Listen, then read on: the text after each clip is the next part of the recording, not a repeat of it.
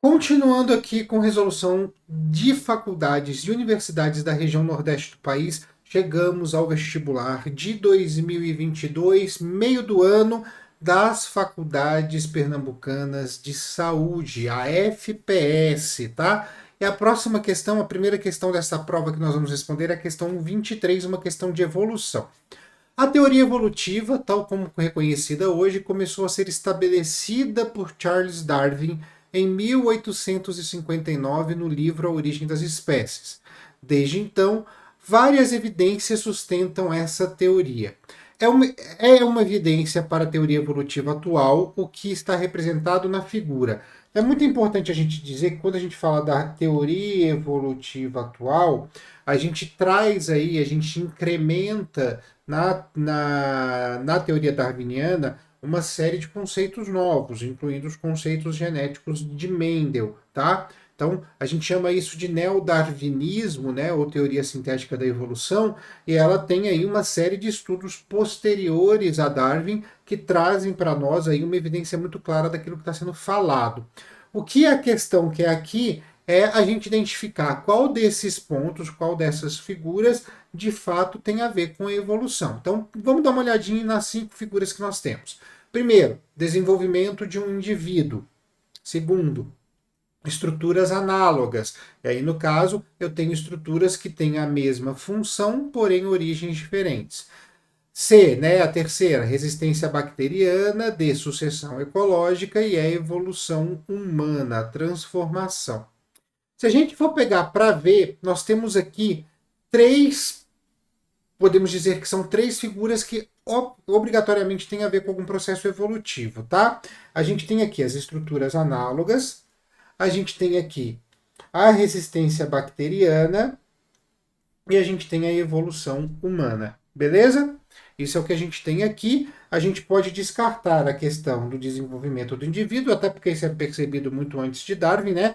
A gente nasce criança e vai amadurecendo, né? E a mesma coisa da sucessão ecológica, que aqui não é uma questão de evolução, e sim uma questão de ocupação de território, né? Que a gente começa com as espécies pioneiras e aí a gente vai subindo, né? Elas vão preparando o terreno para que a gente possa colonizar de uma maneira adequada aquele terreno com espécies vegetais. Então a gente fica entre a B, a C e a E. Vamos lá, começando aqui com a E. Evolução humana. Poxa, a gente tem todo um processo evolutivo humano que é colocado. Mas assim, a gente ainda não encontrou o tal elo perdido. Tá? Então, por mais que a gente tenha aí toda uma teoria do ancestral comum, que a gente consiga identificar os ramos evolutivos, a gente ainda não tem o que estava lá atrás, os fósseis, todos encontrados e todos mapeados. Tá? Então, esse é um processo que faz, mas a gente ainda não tem todas as evidências necessárias. Então a gente não usa a E como alternativa correta.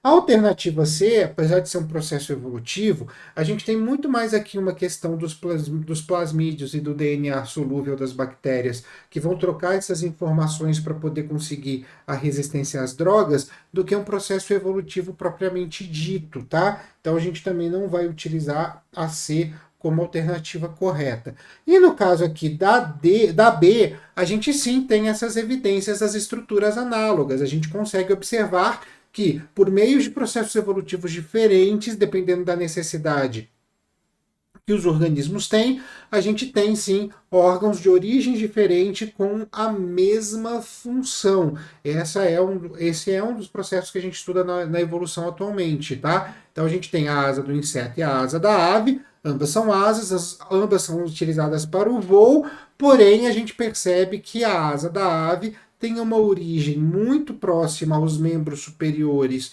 dos vertebrados, independente se é usado para voo ou não, pelas estruturas ósseas, né, que a gente vai demarcando aqui, né? E a asa do inseto, que não é uma estrutura óssea, não tem um osso, não tem toda essa mesma base que a gente tem no membro superior